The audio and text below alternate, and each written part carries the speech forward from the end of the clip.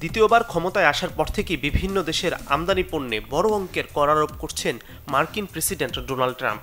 এবার ট্রাম্পের করের থাবায় পড়ল বাংলাদেশ সহ বিদেশি সকল সিনেমা। 4 মে ট্রাম্প বিদেশি সিনেমার ওপর 100% শুল্ক আরোপের ঘোষণা দিয়েছেন। হলিউড সিনেমাকে আবারও পুরনো রাজত্ব ফিরিয়ে দিতেই নাকি ট্রাম্পের এই উদ্যোগ। মুজিব ছবিতে অভিনয়ের জন্য চিত্রনায়ক আরেফিন শুভকে নিয়ে রাজনৈতিক পট পরিবর্তনে নানান আলোচনা হয়েছে। ঢাকার পূর্বাঞ্চলে আওয়ামী শাসনামলে পাওয়া 10 কাঠা জমির বরাদ্দ বাতিল হয়। এরপর থেকে শুভকে বাংলাদেশে কোনো ছবিতে অভিনয়ের খবরে পাওয়া যায়নি। হঠাৎ করে জানা যায় হিন্দি ওয়েব সিরিজের শুটিংয়ে ভারতে আছেন তিনি। এদিকে রাজনৈতিক পট পরিবর্তনের পর শুভকে সংবাদ মাধ্যমের সঙ্গেও কথা বলতে দেখা যায়নি। সম্প্রতি ভারতের বাংলা সংবাদ মাধ্যম আনন্দবাজার একটি সাক্ষাৎকার দিয়েছেন আরফিন শুভ। সেখানে তিনি স্পষ্টভাবে জানিয়েছেন সচেতনভাবে তিনি অরাজনৈতিক একজন মানুষ, অভিনয় ছাড়া কিছুই করেন না।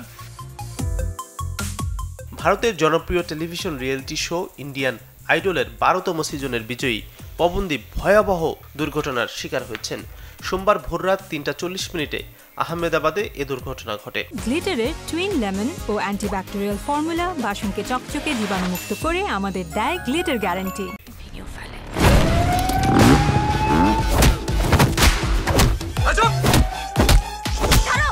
পাকিস্তানে আগেও মুক্তি পেয়েছে বেশ কিছু বাংলাদেশি ছবি।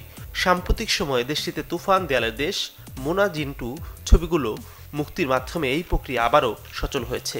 3টি ছবি সেখানে ইংরেজি সাবটাইটেল সহ মুক্তি দেওয়া হয়। তবে এবার উর্দু ডাবিংয়ে মুক্তি পেতে যাচ্ছে জঙ্গলি। কন্নড় বিতর্কে কোণঠাসা গায়ক সোনু নিগম। তার বিরুদ্ধে ইতিমধ্যেই ভারতীয় ন্যায় সংহিতার 352 ধারায় অভিযোগ তুলে এফআইআর দায়ের করা হয়েছে। এমনকি এও শোনা যাচ্ছে কন্নড় সিনে ইন্ডাস্ট্রিতেও নাকি তাকে নিষিদ্ধ করা হতে পারে। এমন পরিস্থিতিতে সোনুকে তলব করেছে বেঙ্গালুরু পুলিশ। ভারতীয় সংবাদ মাধ্যমের খবর, গায়ককে নোটিশ পাঠিয়ে 1 সপ্তাহের মধ্যে থানায় হাজিরা দেওয়ার নির্দেশ দিয়েছে পুলিশ।